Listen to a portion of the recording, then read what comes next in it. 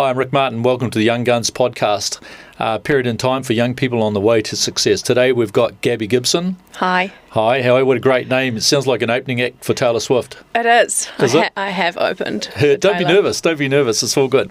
Hey, so let's go back to the start. So you grew up on the North Shore of Auckland in Campbell's Bay, and started work from an early age. Yes. I think when I was 9 years old, Dad dropped me at Cousin Ray's cattery to wash cat dishes. Oh, God. And I hated it. I cried the whole day and wanted to throw up. And he said if I didn't want to work there again, then I had to find a job. Right. So I walked down to the dairy down the road from our house and got a job packing lollies for $5 an hour. And I worked there until I was 13. It was on $5 an hour. So 4 years, yeah. Yeah. And then when I was 13, I was pretty comfortable in the job. I would go down there on a Wednesday and a Sunday morning. I'd pack lollies, eat a lolly, pack a lolly. And I thought life was great. I was making, like $50 a week. Yeah. And Dad said, you need to get a new job. Oh, really? This is Yeah. you've got to get a real job. And he said I had 2 weeks to find another job. So God, he sounds terrible. I went to Hoyt Cinemas and they were hiring, but you had to be 15. Yeah. So I lied about my age and said I was a year older than I was. Yeah. And I worked at Hoyt's for 8 years. Wow. Yeah, but I had to tell them until Yeah. I was 16 years old because they'd have the doors that were rated. So what's that, 22? You worked in until you're Yeah. 22. Yeah, but I've worked until I've been 13. Wow. Since 13. That's mental, because I remember that cattery, it's Casablanca or something. And Greenhithe. In Greenhithe, yeah. And so your uncle got that cattery by swapping his yacht for the cattery. Really? Yeah. Yeah. He had this yacht that he'd spent years to build, and then I don't know if there was any money involved, but he got the cattery, which was a much better investment than a boat. But bizarre that he swapped freedom for... Well, maybe he's not a freedom sort of guy. I don't know. I don't know. I don't know. Ray might not. I can't believe he did it. It was horrendous. I never returned. Never went back there. It was the worst job ever. No. It was cat food, scratching cats. Yeah. I was happy to be in the Indian dairy. I bet. Yeah, the cat poo would be the worst thing, eh? Yeah. Yeah. Yeah, I've been to one of those catteries and my sister was working there. She said, "You want to come inside and look?" And I said, I don't think so. Anyway, so that's great. So your father sounds like a slave driver. Yeah, so he is. So he's a slave driver, is he? He definitely. Yeah. Dad's whole MO is punishing work. Is that right? That's good for your soul. I think he wakes up at 6 a.m. and he just thinks, how can today be as difficult as possible? Is that right? Yeah. Yeah. And he's a Jack Russell. He's at your ankles. Is just he? Like, what are you doing today? Like, last week he was having a go that I haven't done anything at Paparoa, so I went up there and painted the fence. Okay. And what about your mum? What was she doing through all this? Mum is... Yeah, she reinforced work as well. Oh, she was pretty keen on you working. Yeah, definitely. Yeah. She wanted me working. So, yeah, Mum is a hard worker as well. Yeah. She's still working. It's interesting if you'd gone straight to the dairy, you would have thought this is a crap job, but because you had that bottom of the food chain job at the cattery, it was great. It was great. But if you'd gone to the dairy first, you might have thought this was a really shit job. When I was in primary school, I thought I had made it. Yeah. Because Really? I was telling kids, I was like, I'm at the dairy. Yeah. Like, this is the place we're visiting every day, but now I work here. Yeah. Yeah. What a laugh, eh? So, because your whole family has got some interesting work stories as well, especially your dad, and it's watching you. You've had a bit of everything, and you're only 30... 33? 33, yeah? Yeah. Yeah, so same age as Ellie. So, because your dad's philosophy is a bit of everything. Yes, he likes to spread. Yeah. He likes never to put anything in one basket. No. Always likes to have options. Well, he's got lots of experience, doesn't he? Yeah. Yeah. Yep. He's concrete welder, pine tree, boat builder, lawyer. Yeah. Oh, I forgot about the lawyer. Yeah. Yeah. Yeah, he's done it all. Yeah. And he still divvies everything up. Yeah. So when we got to COVID, you had a bit of a change of life. Yes. So you thought you'd go to your dad's place at Waipu and go surfing during the lockdown, which was I thought was a really good plan. Yep, it was a lovely plan. Yeah, but then he messed it. You should have expected he would want you to go and get a job. He would knock on the door, because why would I wake up in the morning at any time? Yeah. I could, surf at 10 a.m. He would knock on the door at 8 a.m. and say AP. And AP is his favourite word, and it's automatic payment. Oh, okay. He was waiting for his AP at the bedroom door. Oh, okay. For his rent money. And he would keep knocking every morning. You're joking. Yeah. And then it was one day he said, you've got to get a job today. You need to go out. He goes, you go for a walk, go for a run, go knock on some doors. This is during a lockdown. Yeah. You have to find a job. Yeah, when you weren't supposed to be outside your bubble. No. Yeah. So I drove down to the farm next door to us and introduced myself. And I was like, I just moved from Auckland. Yeah. I had, looking very much like I do now. I had, Lululemon on and had, eyeshadow because I was in lockdown. I had time to do things. Yeah. And, felt really good. Didn't expect who I would be introducing myself to. But he was, his name's Ken Cooper. He's the mayor of up north. And he has a dairy farm. Oh, right, yeah. And I was like, hey, I really need a job. I honestly can't go home unless I have a job. So there's got to be something I can do here for you. And he was like, yeah, tomorrow morning you can go and milk the cows. And so, And again... you'd never milked a cow in your life? No, it's full Lululemon glitter eyeshadow. Yeah. And I went down and milked the cows. Right. In the morning. Did you have any red bands or...? No, I think I did, yeah. Yeah. So people don't know, red bands are a New Zealand brand, I think a New Zealand brand of gumboot, and they have a red band around the top, So you have to have those. Yep, I got So a I did pair. see a photo of you standing in your red bands. Yes, Yep. I got a pair of red bands. So you go down there. Yep. And because they can quite, I remember going to my uncle's farm when I was a kid, and I was only little then, but they're quite intimidating. You don't want to get kicked by them. And Yep, all of it. And they're loud, and everything's moving really quickly. So it was completely out of... So what was the first day like? So you just go, they go, this is how you put the cups on? Yeah. Wash the teats? Yeah, and you're getting right in there, covered in cow shit, and the cows are kicking back at you. And I don't come from a rural family. No. We don't come from, paddocks and... No, you're in the suburbs on the North Shore. I'm in Campbell's Bay. Yeah. So this was all out of the blue for me. And... I just remember thinking it was really fun and active, it felt like a workout. Oh, really? Okay. And because you had your own workout thing at your dad's place. Yeah. And then I loved it because once you'd milked the cows, you washed down, and then I could go for a surf because I was finished by 5:30. Right. So, and then in the morning, you could finish the morning milk and go for a surf. And I was like, this is great. I'm on to something here. I can... Really? Yeah. I really enjoyed it was such a change from Auckland, but it felt like exactly what I needed, because I felt like when I lived in Auckland, I was stuck in this rat race of you leave your house and it's just cha-ching, you're paying for so much to sort of feel like you've got to keep yourself in the rat race of dressing away and social appearances, and I sort of felt like I couldn't keep up, and I wasn't getting ahead financially. Right. No. And then when I moved to Waipu, none of that mattered. It doesn't matter what you drive. It's really more about what you do in your day. Yeah. Which was so refreshing. So then you did that for how many months? I stayed... Again, Dad was like, you've got to... It was the same situation. He's relentless, eh? He's relentless, He is, yeah. Again, he was like, you're too comfortable, so you need to... you've got to go...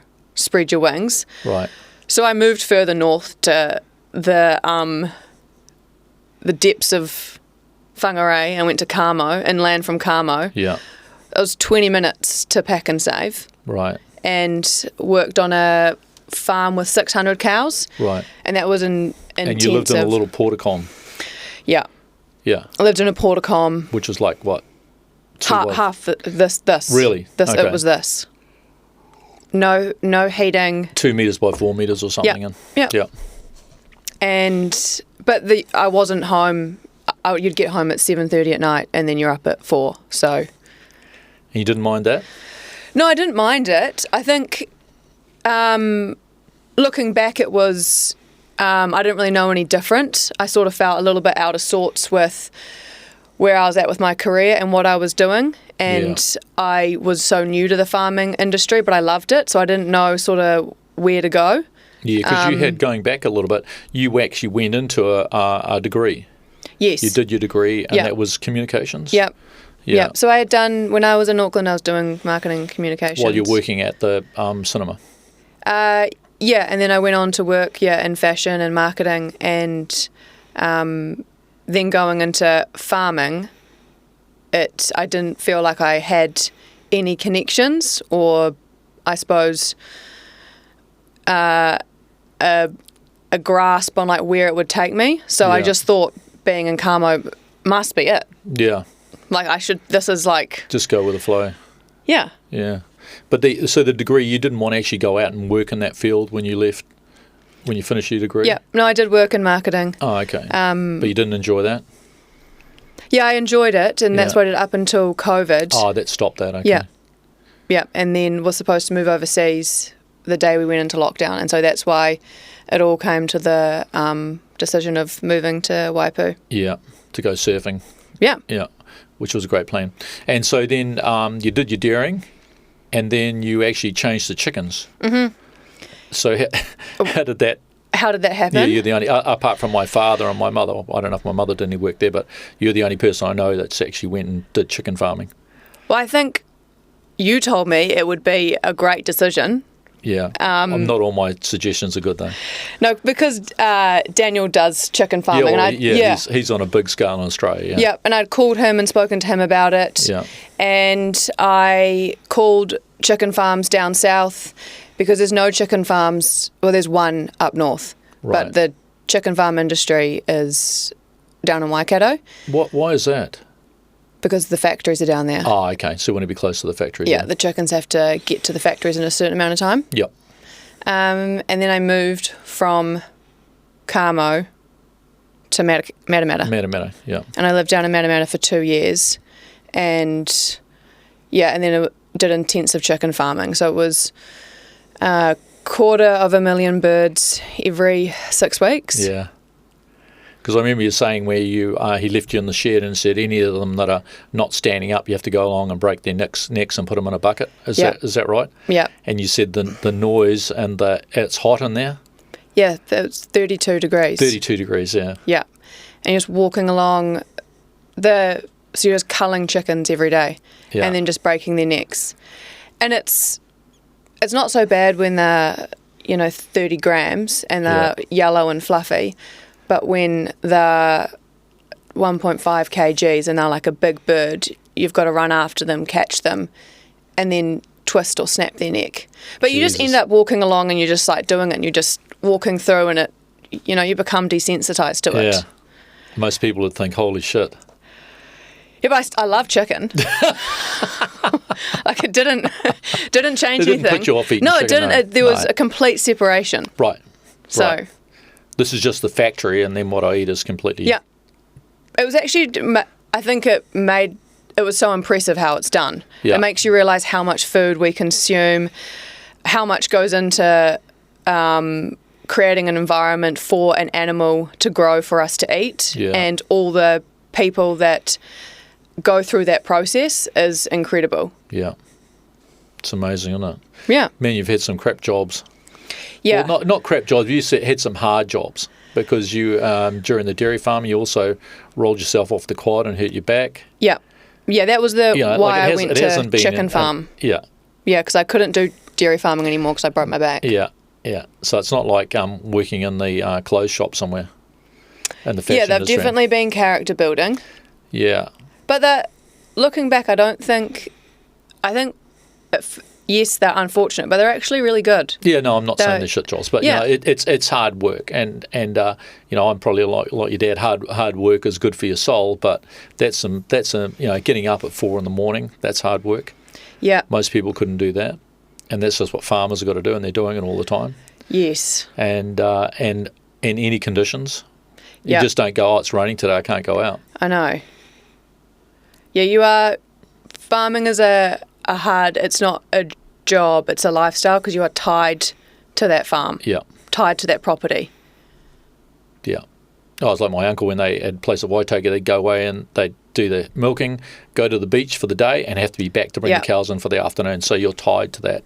You can't go very far from the farm at any certain part of the day. So, but even when you go to sleep at night, there's like a anxiety of what the weather's going to do. Like Matt has it where you're just so reliant on the weather, and then you're going to sleep at night just hoping that things are going to work in your favour and what you're going to wake up to. Right. God. Now, and even a little bit of real estate as well. Yeah, I did, yes. God, you've done everything. You are following that family tradition. A little bit of keeping options open. Yeah. So you sold some houses down at, because you're doing one. One. Yeah. But you did sign some up, so you must have lost a couple of deals, did you? But Yeah, 6, yeah. But you found real estate wasn't for you. No, not for me. No, fair enough. That's good. No. It was good, but it just didn't really suit me. No. Because you can't really talk to anybody. You're one of those people. Thank you. Yeah. I think I learnt that off you. Yeah. Yeah, well, we had you at our place when you had your crook back, and I said, we're looking for tenants for our properties. I said, start ringing these people, and Tanya's going, listen to her on the phone. She can talk to anybody. And I said, you should be in real estate. You're ringing people up. You wouldn't take no for an answer. Yeah. It can work in your favour, because sometimes I do think, I'm like, it could, maybe it's a bit too much. Like, yeah. Oh, well, I have been told you can be a bit confronting, but that doesn't matter. Yeah. Hey, so now, because you've gone to another field, still working outside though, and so tell us about that. Outside what you're doing in some now. realm, yeah. Yeah. So at the moment, I work for Rochford Landscapes. Right. My boss is Todd Rochford. He started the company 15 years ago, and we do full install, design, build, installs of landscapes, gardens, where? Anything outside in north of Auckland. So Rodney up, Mangawhai. There's a Matakana team and a Mangawhai team. Yeah. And so some of those landscape contracts are quite large in dollar volume? Yeah. Like so our target, $500,000, $750,000? Yes. Yeah. So our target market is at the top 1%. Right. So people who would probably, their main residence would be in Auckland, and then they'd have a batch or a family home that they visit for a couple of weeks of the year. So that's Matakana, Omaha. Mangawhai. Yeah, good. But you TRI. started there digging holes. Yeah. No, putting plants and digging the... I was like, how can I, make life hard? Well, I moved up to Matakana, and I know that I didn't want to do any farming, because there's no real farming, like dairy farming there. Yeah. And so I just felt like I should probably work outside, because that's what I was used to. And so I started actually on the tools and doing the physical building. But it's just not really for me. I'm not a good details person. Like a lot of it, the building was like measuring and, cutting to the actual line. Yeah. And I'm just not so fixated on getting that. Like I never could cut the straight line. No. Which wasn't great. No, that's right. It's not for everybody. I'm a bit the same. I could cut a straight line sometimes, but it's sometimes not in exactly the right place. I just want to get it done. I want to get on to the next thing. Yeah. So then, okay. And then you changed from not cutting the straight line to doing no social. Yep. So you're working at the back of it now. You're not outside at all, or no? I left the tools a year ago. Okay. Yeah, which was my goal. I just knew that I didn't love being on the tools, but I loved the team, the company, the people, the clients, the place. Yeah. I just wanted to be able to stay involved. But I felt like it wasn't really my skill set. And the guys who are doing it are so good at it. Right. And then I started doing the social media for the company, and then that just continued to evolve into it was 1 day a week, 3 days, and then in February last year it was full-time. Great. And then now the role has evolved so much, because the company has doubled and the company is just really growing, and the jobs are getting bigger. There's more employees. My role is now I assist Todd with sales. Great. And marketing. So you're meeting with the clients? Yep. Yeah, good. And what is it you like about that role? I love the freedom. Yeah. I love working for Todd. He is a visionary, he's big picture, and he moves quickly. Yeah. And he gets through things. And so he's a great energy to be around. Because this role I've established it, and we've worked as a team to get it to where it is, he hasn't ever had any restrictions. So anything that's been brainstormed or any little idea, he's like, yes, go for it. Right. So working for someone who's just like gives you, a buffet is great, because we've been so creative with it all. Yeah, I've never met him, but he sounds like a really good leader. Yeah, he is. Yeah. He's a great leader. And I love that we're really fortunate to be in Matakana and Omaha and actually have to work in that market that need our services. Yeah. And they have great taste, and our clients are so educated on what the trends are and the market. So we're doing really cool work. Yeah. So the work is inspiring and it's innovative, and each project is like, wow, we haven't done this before. Like, this feels like the duck's nuts. And Duck's nuts, good, yeah. and you just think it's like the most amazing thing ever. Great. And it's like, it's a retaining wall, but yeah, you're... Yeah. Are they demanding clients because they're fairly wealthy, or...? I think regardless of if people... It's such a spectrum. Like, some people who are in that top 1% can be, and then other times they can't be. Right. But anyone is actually demanding because it's their property, and they're like, they're looking at it all the time. Yeah. Yeah. Which is how, you treat every job. Yeah. Okay. So going to your experience, and God knows you've had a lot of it, and so for other young people, so you starting out, like when you were at that period of time where you were about to go to university or not do university, what sort of advice would you have for somebody around that late 18, 19, 20, early 20s? I don't think university has to be the only option. No.